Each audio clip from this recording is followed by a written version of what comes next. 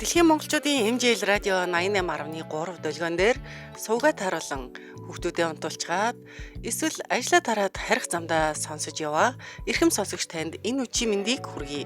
Өнөөдөр 2025 оны 10 дугаар сарын 22-ны өдөр. Улаанбаатарт 22 цаг 10 минут болсноор хүүхдүүд тунтлаа. Одоо бидний цаг. Өрөөтэй томчуудын явдал нэвтрүүлгийн лав гарагийн дугаар эхэллээ. Радиогийн 2 дугаар студид хөтлөгч Очроо Эрика, найруулагчаар Өнөр баяр, нэвтрүүлгийн продюсераар Аринаар ажиллаж байна. Үчи минь Очроо. Үчи минь. За, томчуудын явдлын лав гарагийн дугаараар бид хоёр сонсогчдоос ирүүлсэн захидлуудыг уншиж, тухайн сэдвэрээ ярилцаж, санал бодлыг нь хуваалцахыг зорддог. Манай нэвтрүүлэгт хаягдсан захидлууд ирсээр л байгаа. Өнгөрсөн 7 хоногт сэдв зарласан юм байна тий. Тэгсэн байгаа. Насны зөрүүтэй дотн харьцааны түүхүүдийн тухай захидлууд ирсэн байна. За, та ч гэсэн бас өөр тохиолдсон хачирхалтай, сонирхолтой, мартагдашгүй мөчөө бидэнтэй бас хуваалцахыг хүсвэл Ариун бэлэг @mjlradio.com хаягаар захиа илгээгээрэй. Ирсэн захиаг маань редактор маань сайтар найруулж бэлтгэн бид хоёрын хоолоогоор дамжин олон сонсогчдод хүрэх болно.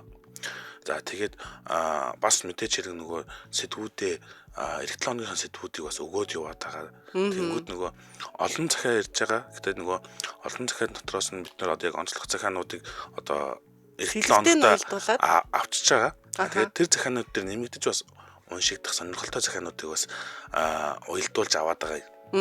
Тэгээ эх 7 хоногийн 5 гарагтаар нь өвөрмөц сонирхлын тухай сэдвүүтэй тэм захианууд авах юм. Энэ тэгэхээр өвөрмөц сонирхол гэхээр тийм өөр төрлийн өвөрмөц сонирхон тийм сексийн тухай одоо түүхээ бид нөрөө захиа олгон бичиж болох нь тий. Тийм дотн харьцааны үеийнхаа бас хийгээгүй ч гэсэн өөр төрлийн өвөрмөц тийм секс сонирхлоо бид нөрөө ингээд ичгцүүлэхүү бичиж явуулаарай. Тэр угаасаа захиаг уншихтаа нэр хаяг адрес юу ч дурдахгүй байгаа. Тийм. За тэгэхээр Ариун бэлэг @mjlradio.com гэсэн хаягаар захидал хийлгээгээрэй. Тийм, өвөрмөц сонирхолтой захианууд 2 гоё захиа ирсэн байгаа. Ер нь бол 7 хоногт уншихаар тийм. Ялгаа тавьсан тийм учраас энэ сэдвээ зарлж байгаа юм байна тийм. Дээрээс нь энэ хоёр дээр нэмэгдээд унших дахиад 1 2 3 захиа байвал бас их боломжээ. Уншигдаад явчих юм тийм. Гоё сонирхолтой захианууд байсан шүү. За өнөөдөр чи хоёлаа бас урт захианууд ирсэн байсан да. За эхнээсээ захиаг нь хүрэх үү. За тэгээ. За би эхлэе. Шинэ жилийн өдөш. Нэг юм хэлэхээ мартчих. Өнгөрсөн 7 хоног зарлалмжлан энэ 7 хоног нөгөө энэ 7 хоногийн сэдвээ зарлахаа мартчих. Сэдвээ би дөрөв хэлсэн ш нөө насны зөрүүтэй дотн харьцааны түүх. Би дөрөв хэлээгүй лөө. Хэлээг баха. Эхлээд тэрийг хэлчихье гэдэг. За юм насны зөрүүтэй. Тэгээд насны зөрүү нь хамгийн гол нь яг тухайн үед зарласан хэд ч байж болно, олон ч байсан, багч байсан, 1 2 ч байсан. Яг насны зөрүү мэдэгдчихлээ байвал те. Тийм байсан шүү. За эхнээ захиад уншъя. Биш н өнгөрсөн 7 хоногт байгаагүй болохоор бас шинэ 4 журыг мдэггүй өнгөрсөн байх шүү. За шинэ жилийн үдшилэг. Цас аялсан тэр орой хотын годомж хөл хөдөлгөөн ихтэй байлаа. Клубийн шинэ жилийн үдшилэг маань гэрт ойрхон газар болох учраас нүрээ буудаж үс гизгээ янзлаад даашин цаа өглөн шууд алхаад очлоо. Урилга дээрх цагийг буруу харснаас болж хоцорч очисон гэдгийг үдшилгийн танхимд орсон хойноо л би мэдлээ.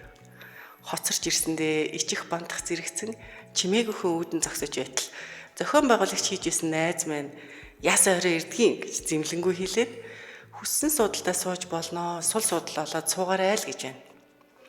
Би ч ширээнүүдийг гүйлгэж хараад өнгөрсөн жил хамт сууж исэн хідэн үеийн залуусыг чиглэн очиод үчи минь энд суудал байна уу гэж асуутал. Залуучууд хоорондоо өрсөлдөн энд суучих хэмээн суудал тавьж өгөөд дундаас олгочихв.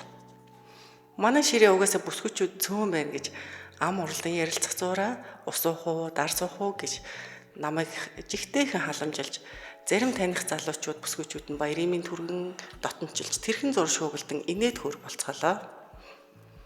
Тайзан дээрээс хөтлөгч нээлтийн үг хэлж салют буудуулснаар үдэшлэг дуу хоор цангинуулан эхлэв. Урлагийн тоглолтууд араасаа хөөрч 100 хоолны араас баярын хундаг ээлж дараалан өргөж үеийн залуустай шуугилдан ажил төрөл баяр наадам ярьж хоорондоо хошин үг шидэлцэн инээлцээр үдэшлэг нэлээд халуухан уур амьсгалтай болж ирлээ. Танил найзууд ширээ хооронд хундаг өргөн хисэж хин хинийх нь ширээ суудал бүр хамаагүй болж эхлэх үед урд нь клубын 2 жарах хэмжээндээр тааралдаж байсан боловч төдийлөн үг олж сольж амжаагүй нүдэн тусаад исэн залуутай харт тулгарлаа. Урд нь танилцаж гар барьснаас зайшгүй өнгөрч байсан бид хоёр ягаад ч юм дотночилж шинэ жилийн мэд хүргэе хэмээн тэрвэрлдэж нэг нэгнийхээ хацар дээр үнсэх тэрхэн агшинд миний биеэр цахилгаан гүйх мэт сонин мэдрэмж төрөн дотор халуун шатах шиг л болсон юм.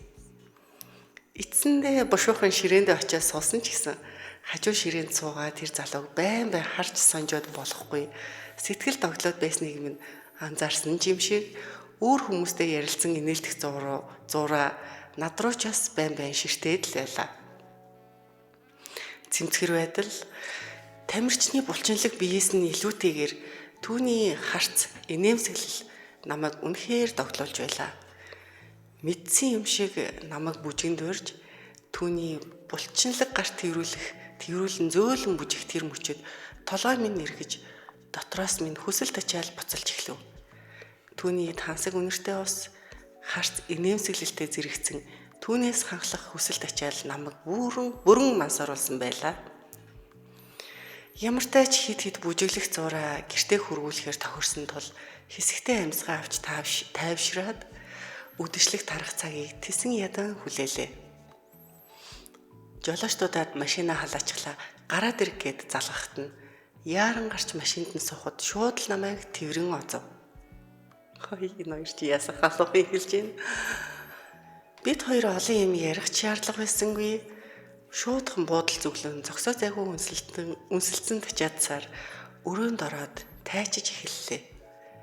Түүнийг амаараа оршил хийх үед би бүр тэсгэл алдан хийгээч гэж гуйсаар тэрний биеийн нэгэн хэсэг дотор минь нэвтлэн орох тэр агшинд тэнгэрт хөөрөх шиг ордоо тавин тачаадсаар яах ихийн зургийг төрүүлээд дур ханчив. Хэдэн сар мэдрээгүй мэдрэмж таашаалыг авсны дараа хамаг бие минь тавирч нэмсэглэн түүн рүү харахад тэр маань ямар тансаг мэдрэмжтэй бүсгүй вэ? Алив нааш эргэж инхрийлэн үнсэнгээ намайг дөрвөн хөллүүлэн дотн харьцаанд орж эр хүнийхээ хүч чадлыг гайхуулав. Тэр шөнө бид хоёр эцэж цуцхыг мэдгүй хідэнтэй жаргал итлээд үүр хаярч байхад л тас тэрэлд нь ном унтлаа. Өглөөс ирээд дахин нэг дотн харьцаанд орчход өглөөний цай уун ярилцах зур түүнийг надаас 10 дүү гэдгийг мэдсэн юм. Үнэн дээр насны зөрүү хүнд байж хамаагүй байлаа. Бид хоёр тэрнээс хойш тэр цагаас хойш бүтэн жил үерхсэн. Хүссэн үедээ хүссэн байрлалаараа бүгдийг нь туршиж үзсэн. Харин би удалгүй гадаад дахь салбартаа ажиллахаар болж явснаар бидний энэ амттайхан жаргал дууссан юм. Би ч найз залуутай болж тэр маань ч гэр бүлтэй болсон байна лээ. Хаяа клубын арга хэмжээндээр тааралдахад халуухан шөнүүд маань өөрийн ирэхгүй бодогдсон нойтгондөгч бид найзын харилцаагаа авч үлдсэн юм. Дүү залуус ч үнэхээр ирч хүчтэй шүү.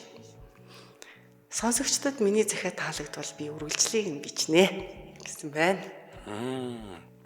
Гайхалтай. Ингэдээ яг насаа бичээг байна те. Тийм байна. Хиттэй байсан бол ер нь ямар талаас нь залуу нь 10 дүү юм байж. Тэгэхээр нэг 20-д 30-д байсан юм болов? Тэг яг тэр нь бас айгүй сонирхолтой байна. Надад бол зүгээр ягаад гэвэл яг ингээд жишээ нь 20-тэй 30-тай байх юм бол хоол насны зөрүүтэй юм шиг те. 25-тай 35-тай байл. 40-тэй байх юм бол харин ч бас гайгүй те. Нэг насны зөрүү мэдгэдэг нь багасаа явчихна те. Тийм байна баг. Гэхдээ эн чинь хоёулаа гэр бүлгүй байсан юм биш үү? Тэгээд залуу нь болохоор хүн ч үж магадгүй. Тийм залуу нь гэр бүлтэй болсон гэж юм. Бүсгүй найз залуутай болсон гин. Ер нь бол карьер өдөөгөр юм бүсгүй байсан байх шүү. 20-д 30-д хоёр л байж л дээ янз бүрийн өгөл. Тийм л юм шиг байна. Тэгэхээр энэ захиад таалагдвал үргэлжлэлийн бичнэ гинэ. Дахиад өөр түүх юм биш үү? Өөр түүх байх нь уу эсвэл үргэлжлэл гэхэр чинь энэ залуугийн нэг жил үргэлжсэн гэсэн шүү. Үргэлжлэлийг те нэг жилийн дотор бас эхлэн байж болох нь л байх нь л дээ. Тийм байх нь харин би бас яг тэгж одоо ол сууж байна. За тэгвэл бичээрээ дахиад бичээрээ гэж үсэ. За. За дараагийн захианд оръё. За тэгээ. Сайн байна уу? Томчуудын яриа нэвтрүүлгийн хамт олонд гэсэн байна. Би 36 настай нэгэн байгууллага жижигхэн өдөртөг албанд шалгачдаг жирийн л нэг эр хүн. Энэ захиаг бичиж суугаа энэ мөчөд би өөрийгөө 20 настай залуу шиг л мэдэрч байна. Учир нь би сүүлийн хэдэн сар өөрөөсөө 12 насаар дүү нэг бүсгүйтэй учирсан юм. Түүнийг анх ажлын ярилцлаганд ирэхэд нь л харсан. Харцсан гиний хэрнээд энтүү жормог байсан. Тэр үед би ажил хэргийн ёсоор хандах гэж хичээсэн ч түүний нүдний харц дээр илт тусаж нүдэрээ миний хувцсыг тайлж байгаа мэт байлаа. Хэрвээ хэн нэгнийг анх харсан тэр мөчөд энэ хүн амьдралд минь ямар нэгэн зүйл өөрчлөнө гэж зүн сөвгөнгөөрөө мэдэрдэг гэвэл би яг л тэгж мэдэрсэн. Өдөр хоног өнгө тусан бидний хоорондын харц, яриа, дохио, зангаа илүү илэрхий болж эхэлсэн.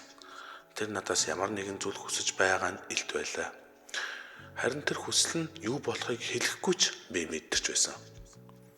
Нэг орой ажлын дараа би түүнээс копи уух уу гэж асуухад тэр копи биш харин шар хариг уумаар байна гэж инээсэн. Тэр инээмсэглэл нь бүхнийг өөрчилсөн гинэ. Ямар ч лсэн хоёулаа хоорондоо зүгээргүй л гэж. Тийм байна. Саяны нэг юуг сонссон чинь кофе биш шар хариг ууя гэдэг чинь нэг би зүгээр л усуумаар байна гэдэг нэг реклам байдаг лөө. Яг тэр шиг санагдчихлаа. За тэгээд тэр орой нэг жижигхэн лоунжд орлоо. Салхи түүний газрыг илбэж хотын гэрэлд харцсан бага зэрэг гэрэлтэж байлаа. Яриа нэг мэдэхэд хувийн сэдврөө орж тэр миний гараар оролдон хурууны минь бүгжийг удаан ширтэж чи гэрэлсэн үү гэж суусан. Би бусад хүмүүс тэгж боддог байхаа л гэж хариулсан. Тэр хариулт нь түүнийг бага зэрэг зоригжуулсан баха. Учир нь удалгүй тэр миний мөрөн дээр гараа тавьж бараг шивнэг шахан дуугаар тэгвэл би алдаа хийгээгүй тийм ээ гэж асуухад би алдаа биш зүгээр л орой бүр энэ тухай бодогдох дурсамж бүтээж байгаа хаа гэж хэлсэн. Ямар ч их нэргүүл юм байна. Тийм байна. Нэг дурсгалтай нэг бүгжээл өгдөг байсан баг тий. Яг уу ямар ч хамаагүй уруундаа зүүжүүлэх. Тэр үгний дараа хоорондын орон зай алга болж тэр миний газар дээр хацраа хүргэж зөөлөн инэв. Тэр мөчөд би насныхаа ялгааг мартсан. Тэр бүсгүй биш харин хүсэл тэмүүллийн амьд биелэл байлаа. Хуруу нь миний хүзүндгээр уулзаж тэр хорон бүхний л гал мэт асаасан. Оройн лаунж саагарч зүгээр л гэртэг нүрж өгсөн. Түүний урал тэр зөөлөн үнсэд гэр рүү нь оруулж өглөө. Бид хоёрын харьцаа компани дээр улам нууцлаг харьцаасан шигтэй болж яг л нууцаар уу эргэж байгаа хосууч шиг болов. Оройн тараад гэрт нь хүргэж өгнө. Баг зэрэг үнсэлцэн. Түүнээс нэ хэтрэхгүй байлаа. Энэ үед бидний насны зөрүүтэй байдал алга болцоор л байлаа. 12 насны зөрүү шүү дээ тийм. Нөгөө охин маань ахаа би тавчтаад байна. Агаарт гармаараа ингээд хошуу цоруулангуугаар нь амралтын өдөр нэгэн хоттой ойрхон амралтын газар руу бид хоёр явлаа. Хоттой ойр байх амралтын газар очиод жаахан гадуур тоглож хөөрч байгаад амралтынхан гэрт орлоо. Дөнгөж 20 гаруй настай жаахан охин биеийн тамирын хувцастай хөөрсөн байдалтай байх нь өхөөрдөв. Бид өдрийн турш унтаж хоол идэж баг зэрэг шар хариг ууж тоглолцоор орой боллоо. Бид хоёр хэдийн нэг гэрт хоёулахнаа байгаа ч нэг л уур амьсгал бүрдэж өгөхгүй бие биеэсээ жаахан ичээд нүүр хагарч өгөхгүй байлаа. Би ч нэг тоглоом зэдэж шидгэлтэй тоглоом санал болгоо. Хожигдох бүртээ нэг хувцас тайлах шидгэлтэй. Тоглолт эхэлж би заримдаа албаар хожигдож заримдаа хоцсоор нэг л мэтгэд би ганцхан дүрсийхтэйгээ харин тэр дээгүр доогуур хоёр дотор хувцастайгаа л болтов. Түүний биеийг харахад гоолог цэвэрхэн арьстай цаанаасаа л жаахан гэдэг нь мэдэгдмээр сайхан. Дахиж тоглоод би хожиход тэр ичээд байна. Өхний даруулга яаж тайлах юм гээд гэхдээ тоглоомны дөрвөн шүдээ чадахгүй бол би тайлж өгнө гэд хөгжилтөнд тоглох маягтай жаахан ноцолдоход бидний нүцгэн бие хоорондоо сүргэлцэж хөгжилдөх биш харин тачаалтын цохыг өрдлөө. Хөгжилтэй тоглоом маань үнсэлт тачаал болж шал өөр зүйл эхлэв. Саяхан л тайлахгүй ичээд байна гэж байсан бүсгүй өөрөө хүүхдэд харуулгаан тайлж намайг өдөрдөж байлаа. Би ч бараг хөдлөхгүй нэг л зориг хүрэхгүй байлаа. Надаас олон дүү шүү дээ гэж бодоод түүнийг илж таалгаас өөр зүйл хийж чадахгүй зориг дутж байв. Тэр мөчөд харин анханасаа л энэ мөчийг хүлээж байсан мэтэр намайг оозон үнсэж бүх бие минь үнсээр үлдсэн ганц дотор өмдийг нь гоо татан тайллаа. Өөрийнхөө ч дотор өмдийг тайлан бид бүрэн нүцгэрлээ. Хэдхэн би түүнээс олон нас араач тэр мөчөд дүүн үедэр байсан гинэ. Өдөрлөгөнд нь орчиж дээ. Би ямар нэгэн үйлдэл эхлэегүй байхад л дотн харьцаа эхэлж эхэллээ. Тэр шин үнэхээр галзуу байсан. Эхэндээ би эзэндүүлж байсан ч удалгүй би эзэндэж эхэлснээр бидний дотн харьцаа улам халуухан болж байлаа. Тэр шин үнэхээр халуухан байсан. Залуу охины хансгүй тачаал үргэлж ирсээр би ч түүний хэмжээнд хүрэх гэж өөрийнхөө ажилласаар нэг л мэтгэд өглөө боллоо шөнийн жаргалтаа айлжааж өглөөнөөс өдөр хүртэл унтаад зэртэл тэр дахиад л өдөж дотн харьцаа эхлэн орой дахиад л ядраад унтсан. Ингээд бид шүн гэрийн зүг гарсан юм да. Бас их сонирхолтой түүх байна.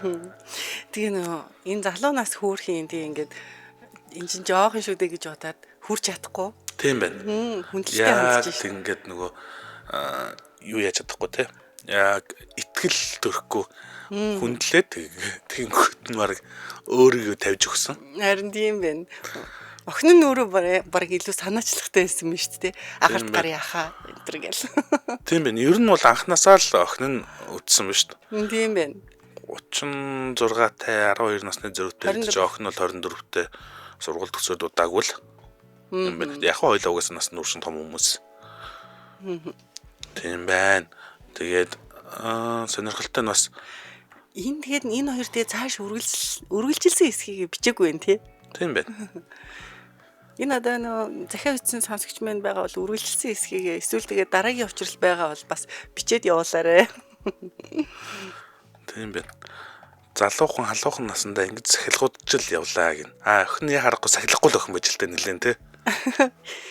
Энэ сахилгуудад зэсэн лам одон чимэг бичсэн болов гэдэг байхгүй. Танил түүх байх ч нэ гоё шүү гинэ. Бас л ах хүн үд. Харин тийм болов.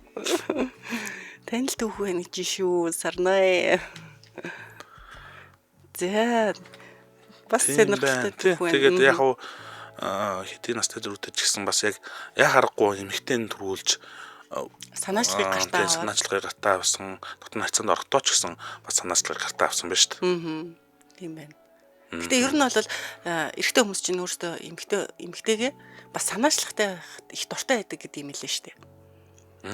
Тэрийг нас хүлээдэг их санаачлагтай байхаар ингээд тэрэнд нас ирхшээлэр нь дараагийн алхам их дуртай байдаг гэж бас ер нь зөндөл сонсч илаа. Тэсээ захиандаа ингэж хэлсэн шүү дээ. Эхэндээ би зөндүүлж байсан ч бодлого бас нөгөө оролцож эхэлсэн, эзэндж эхэлсэн гэд. Тэгээ бас нөгөө хант чадахгүй байсан гин шүнжэнгөө өглөө болтол байчаад өглөө нь унтчихгууд босч ирэнгүүтээ баг буцаад дотн хацаандаа орсон. Тэгээ бүр шүүн харьцсан байна. Эрэгтэй хүн чинь яаж чи одоо эмэгтэйний иргэшээлд орсон байсан ч гэсэн цаанаас нөгөө иргэчин зан нь гарч ирдэг байх л та. Ямар нэгэн фетиш биш л бол угаасаа тэгэл яг эрэгтэйлэг иргэчин зан нь гарч ирнэ штэ. Аратналаг зан нь. Тийм байна. За дараагийн загтлаа хүргэе. За. Хүүшээ яг ч миний түүх биш ээ гинэ. За тоглосон юм аа тоглосон. За дараагийн загтал. Сайн байна уу? Та бүхэнд шөнийн мэндэ. Фэйсбүүкээр нэгэн залуугаас байн найзын хүсэлт ирдэг байлаа. Авахгүй устгачаар дахиад хүсэлт явуулна. Тэгээ хамгийн сүүлд найзын хүсэлтийг нь авч найз болсон хойно бүхэл зураг стори дээр мэн зүрх дарж өглөөний минь сайн хамраарай гэл өдөр бүр бичнэ. Иймэрхүү маягтай сар гарan болж байтал миний хаяг хаагдчихлаа. Шинэ хаяг нээж найзуудаа бүртгэж явсаар жил гарan өнгөрчээ. Гэтэл тэр залуу найзын хүсэлт явуулаад чат бичсэн байх нь тэр. Чат руу ороод хартал чамайг ингэж олж авд юм байжээ. Намайг блоклсан юм байх гэж бодож байлаа. Гэтэл шинэ хаяг нээсэн байж шүү дээ гэж урсгаж өгчээ шүү. Би ч ихэмсэг зан гаргаад танихгүй хүнтэй харьцахгүй гэд хариу бичтэл. Би чамайг байнга харж явдаг байсан. Анх офисын шатн дээр зүрснөөс хойш 5 жил өнгөрчий. Танилцах боломж надад олгол доо хэмээн гуйлаа. Би ч зүйлэрч хаяа хариу ичиж чаталдаг боллоо. Надад бас байн цэцэг илгээж өмнөхийн адил халамжтай мессежүүдийг харамгүй бичсээр дотносож эхлэн бид хоёр болзоонд явлаа.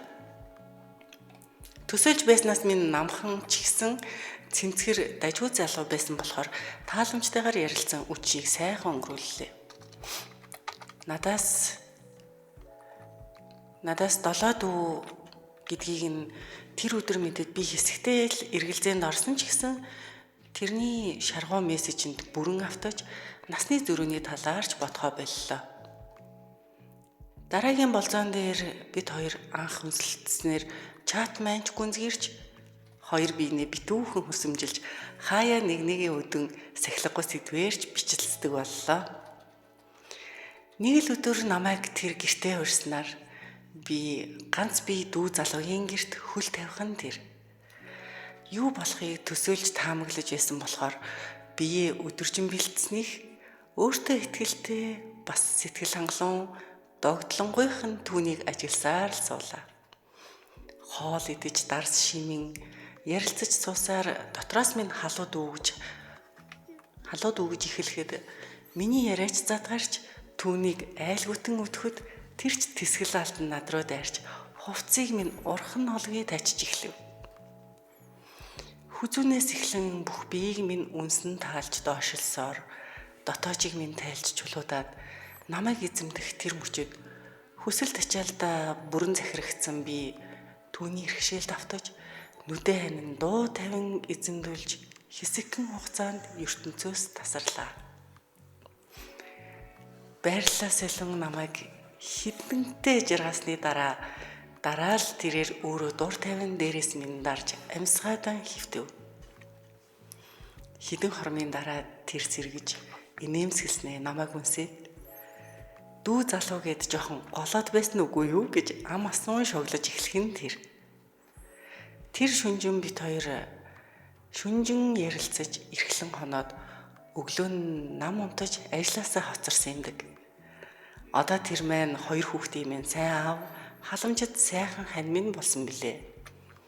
Насаар дүүж гэлээ надаас илүү хэрсүү хүн шүү дээ. Яа. Чин түүхэн тэгээд суудсан юм биш үү? Харин тийм бэ. Юу лаги. Хөөрхөн түүхэн. Дүү мүү гэд ер нь өөрөө тоохгүй юм шүү анх. Тэгээд фэйсбүүкээр анх хоргосоор гоод ер нь эхнэрээ болгоод аваа суудсан юм шүү дээ. Анх болохоор нэг ажлынхаа шатн дээр харсан гэдэг шүү дээ. Офисынхаа шатн дээр анх харсан. Тэгээд фэйсбүүкийг нь олоод найз хүсэлт явуулаад харин тоодгүй лээсэн юм байна л та. Сонирхолтой лээ. Сонирхолтой түүхэд. Тэгээд яасаа өөхгүй тэгэхэд бүтэн жил гарan болоод фэйсбүүк нь хаагдаад алга болчихор чи нөгөө фэйсбүүк хаагдчихаар ер нь хүмүүс блоклолцсон байна гэж бодд юм билээ шүү дээ. Тэ? Тэгдэг. Тэгэд яг тэгж бодцсон явж яснаа гинт дахиад олоод авч тэ. Тийм байна. Тэгсээр хоргоцоор хагаад уулзаад нэг шин уучраад тэгээд их мэдэм болоод авчихсан байна. Мондой залуу байна. Шаргуу юм а тий. Тий. Зүтгэлтэй байна. Сонирхолтой юм бас. Энэ сараа ихч тэгнэ. Манай нөхөр хайрын илчлэгээс айгаад ахаар нь анхны алхмыг хийж цахиур хагалж ийж байлаа ш тэгнэ. Төрөний загтал шиг юм болсон юм шүү дээ. Яа тэгээд энэ хоёр маань тэгээд яг нэг ер нь чадласаар хагаал нэг нэгэндээ тасаад оролцсон юм биш дээ. Тийм байна. Шинжэнгөө унтаад юу өглөө ажил мантай. Сонирхолтой нэг шөнийг өнгөрөөгөөд яах вэ? Энэ шөнөөс болоод энэ шөнийн учирлаас болоод нөхрөө болгож сонгосон байх нь биш. Бид нэг үдчихэж байгаа нь хөрхийн тий. Дүү залуу гэж жоохон голоод байсан үгүй юу гэдэг. Өөрийгөө хэн гэдгийг харуулж чадаа өнгөрчихсэн. Харин тийм үнэн баавартай асуусан биш үү? Тийм байна. За бардам мөгөө шаргуу залуу байна. Гой түүх байна. За ийм захидлэлгээс нь сонсогчдоо баярлалаа. За дараагийн түүх нь жоохон урт болохоор хоёр хуваагаад уншчихъя те. За тэгээд. За сайн байцгаана уу? Энэ үчийн мэндийг хүргье. Би одоо 30 гаруй настай залуу. Энэ хугацаанд олон жимэгтэй хүнтэй учирч олон төрлийн таашаал мэдэрч явсан. Гэвч явсаар ихнэр хүүхдтэй болж амьдрал минь тогтсон доо. Тэгж явсаар ихнэр хүүхдтэй болж амьдрал минь тогтсон. Гэхдээ энэ олон мөсгөж өнөөндөөс нэг нь л санаанаас ерөөсөө гардаггүй учрал. Тэр үед би 19 настай оюутан байсан. Жохон байсан. Тийм байна. Тэгэхээр угаасаа их чөнтэй л учирсан баг. Тэгсэн байх нь шүү дээ. За.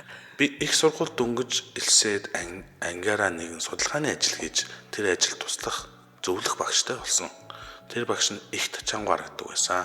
Туранхай дандаа биеийнхэн галбирыг гайхуулсан хувц өмсдөг. Би их гой өгзөг хөөх сайтай царайлаг үсгүй. Тэр надаас 17 насаар ихч. 17 нас. 36 юм уу? Тийм байна. Ухаалаг нүд нь халамжтай хэрн хатуу, үгэн зэгттэй инээмсэгэл нуран байсан. Анхны уулзалтын дараа би түүнд татагдж байгаагаа мэдэрсэн ч хэлэх зориг хүрээгүй. Гэтэ тэр ч намайг мэдэрч байх шиг байсан гинэ. Би зүгээр тэр багшигаа орж харахын тулд орой бүр судалгааны ажлын нэрдлэр өрөөнд нь хамт сууж зөвлөгөө аавна. Түүний хөдөлгөөн, хувцаслалт, бариу хувцсны цанаас товон харагдах сайхан зүйлсийг харахад би улааж зүрхийг минь дэслүүлдэг байсан. Нэг орой ажлын дараа тэр надаас чи яагаад надаас өргөлж төлөөд байдаг юм бэ гэж суусан. Би инээж учир нь би танд сайн гэж хариулсан. Тэр хэсэг дуугүй байснаа. Дурлах насандаа байгаа юм чинь аргагүй дээ гэж хэлээд инээв. Тэгж хэлэх мөчт нь би ч бас таалагддаг юм байна да гэж бодоод ширээн дээр нь очиод юм асуух гэж байгаа мэт ойртож байгаад урвал дээр нь үнсэх төлөвлөгөөтэй зариг гаргана өглөө гэж. За түүний урвал дээр үнсэхэд хариу намайг үнсээд бид хоёр галзуу үнсэлцэн. Тэгээд бүх хувцаа тайлж дээд багшин ажлын ширээн дээр дотн хацаанд ороод л түүний бүх биеийг илж таална гэж бодон алхлаа. Бас зөрөгтэй. Гэхдээ зүгээр бодож байсан байх шүү сая. Багш руу дөхөж чод орвол дээр нь үнстэл тас гэд алгадаад авлаа. Яаж байна жоохон юм байж гээд. Би шок гинэ. Тэгнэлтэй тэгээ шууд шоконд. Тэгэн штэ. Сая уг нь өөр сайхан мөрөөдөлтөд очсон ч тэр мөрөөдөл салхи болон хэлслээ. Би ч тухайн үедээ сандраад яахаа мэдхээ байснаа тод сандаг. Уйлаад гараад гүүхүү дахиад үнс гэж оролдох уу?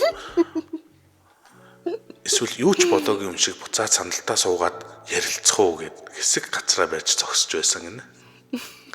Тэгж байгаад би танд сайн таныг хүсдэг гэд гараад явчихсан. Оройн багш руу мессеж явуулаад уучлалгүйгаа жаахан мессеж бичлэлцүү. Би танд сайн гэхдээ энэ миний сэтгэлд л үлдэг гэл уянгалуулж гарлаа. Багшч чи хөөхөн эр хүний хувьд ч гоё хүсэмжид сайхан залуу. Гэхдээ болохгүй чи хэтэрхий залуухан. Би багш чинь шүү дээ гэж байсан. Тэр өдрөөс хойш бид хаяа мессежлдэг болов. Хувийн асуудлын тухай түүний мессежлэх үнэхээр сайхан байлаа гинэ. Бас сэргэлэн. Тий, ингээд хувийн асуудлуудын тухай мессеж өдр бичдэг болсон байна шүү дээ. Харин тий. За тэгээд хэсэг хугацаа өнгөрөхөд бид багш биш нууцаа ярьдаг найзууд шахуу болчихсон. Бүр нэг залуутай уулзсан, тэр залуугийн тэр нь онцгой гэж ирээл буу халдаг болсон. Өөр найзууд болсон байна. Харин тий нөө багш нь бол бүр чөлөөтэй ярьдаг болсон байна тий. Ингээд хичнээн ч удсан юм бүү мэд. Нэг л өдөр судалгааны ажлаар шалгуулах болоод манай ангийнхан багшийн өрөөнд очисон ч байдгүй. Ангийн дараа багштай ярьж дуусаад өнөөдөр би энэ өдөө чөлөө авсан гэртээ байна гинэ. Яаралтай бол эсээр манайх руу явуулчих гэж байна гэд миний нэрийг хэлсэн. Гэсэн чинь би бүр цаанаасаа догтлоо л явчихлаа. Би ч гэрийнх нь хаягийг аваад л зүгээр хамаг урдаараа гүйж очлоо. Бүр лифтээр явхад ч удаан байгаа юм шиг санагдаад 7 давхар руу шатааргүйгээд гарсан гэж. Дээшээ гарan амьсгаагаа дараад хаалгыг нь зөөлхөн тогшлоо. Төмөр хаалганых нь түгжээ тайлагдах сонсогдоод багш хаалгаа тайлахад улаан торгон сарфантай хаалга тайлсан нь үнэхээр халуухан харагдаж байлаа. Намайг явж чи хүрээд ирсэн юм уу? Илүү орооч гэд хаалгаа том нэгт нь би өдөөд та зөвхөн надаар авчруулна гэж хэлсэн юм биш үү гэд үг хайсан чинь үгүй ангийн дарга охины чинь аваад ир гэсэн штэ чамайг явуулчих гэд инээлээ. Ангийн дарга зүгээр өөрөө залхуураад нөхрийг явуулт. Тэгсэн юм биш үү те. Залхуу нүрээ зарсан. Гэтэ азтай зарагдсан юм шүү. Тэгсэн байхan. Айгуул ангийн дарга охин ч гэсэн цанаас нь мэддэг байсан баха. Энэ нөхөр тэр багшид сайн ингээд ажилтсан байж магадгүй шүү те. Тийм. Угаас байнга өрөндсөн салдаггүй юм чи. Бас магадгүй. Надад цай аягалж өгөхөд түүний нэмгэн торгомсог сарфаны цаанаас хүүхний толгой нь товон харагдлаа. Энэ үед би яг өмнөх шигээ зөрөг гарган урал дээр нь үнсээд авсан. Хүчтэй алгадуулж магадгүй болохоор нэлээд бэлтгэлтэй байлаа. Энэ удаа харин багш намайг алгацсангүй хариу үнссэн харин. Магадгүй илүү тухтай орчин гэрте байсан болохоор ч тэрүү хоорондоо байнга мессежилж байсан болохоор ч тэрүү багш минь энэ удаа багш гэдгийгээ насны зөрүүгээ мартан намайг хариу үнссэн байх. Тэр үе үнэхээр сайхан байсан. Үүлэн дээгүүр хөвж байгаа мэт амьдралаас тасарч исэн болохоор бидний дотны харьцааны дурсамж бүдэг бадаг л байдаг.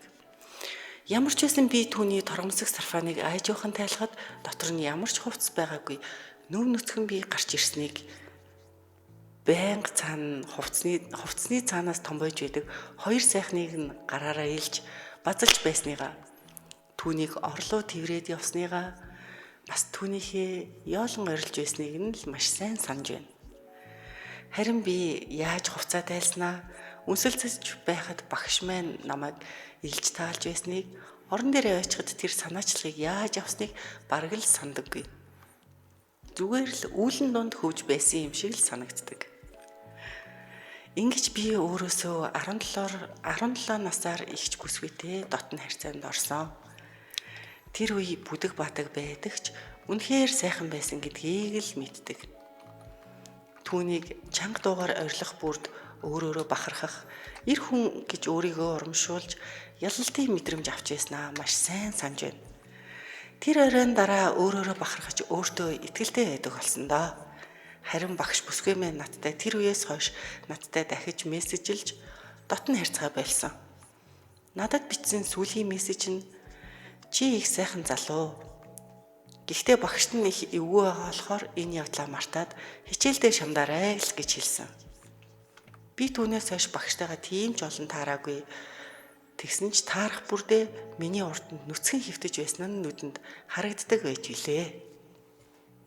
Яа, сэргэлэн залуу бай. Дууссан уу те? Дуусчлаа.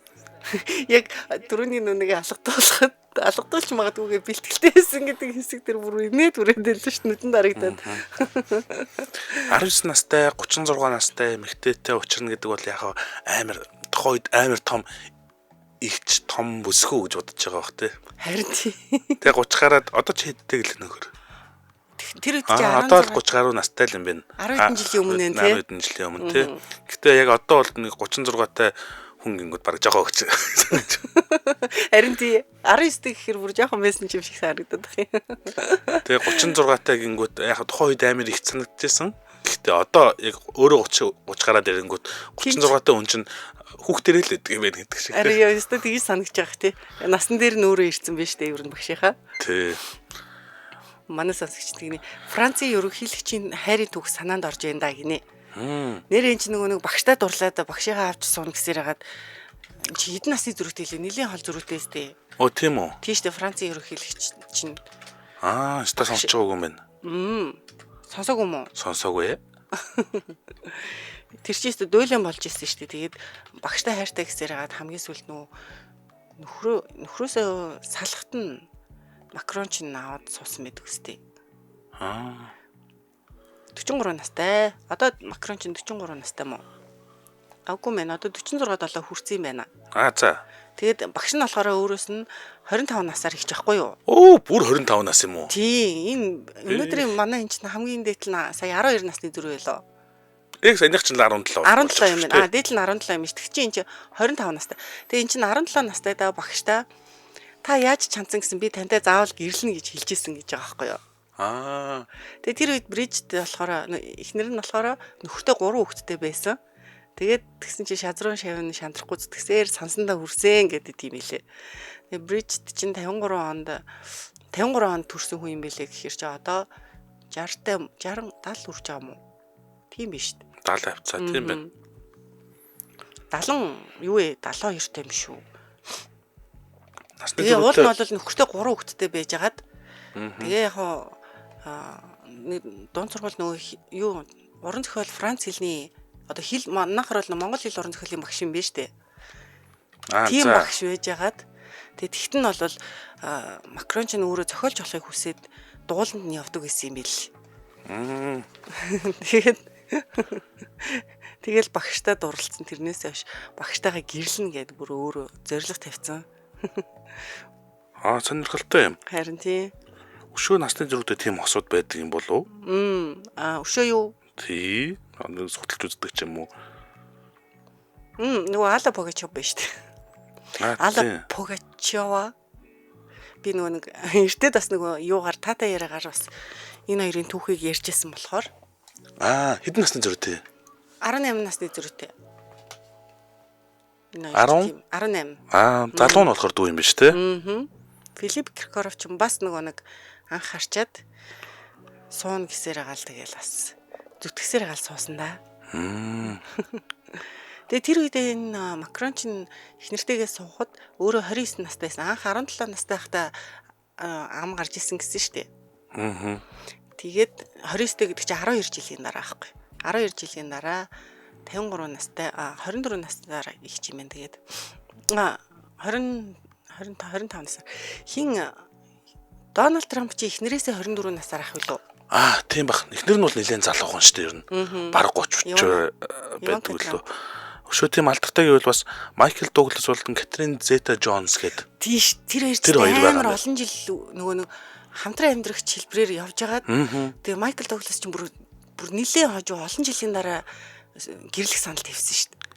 Тэгээд тэгтэн бүр Катрин ч бүр өстэй амар ингээд баярлаад салгалаад нөгөө үнэхээр тогтолсон гэдэг бүр уйлж мөйлээд бөө юм болсон. Тэр чинь өстэй залуухан ихнэр авсан шүү.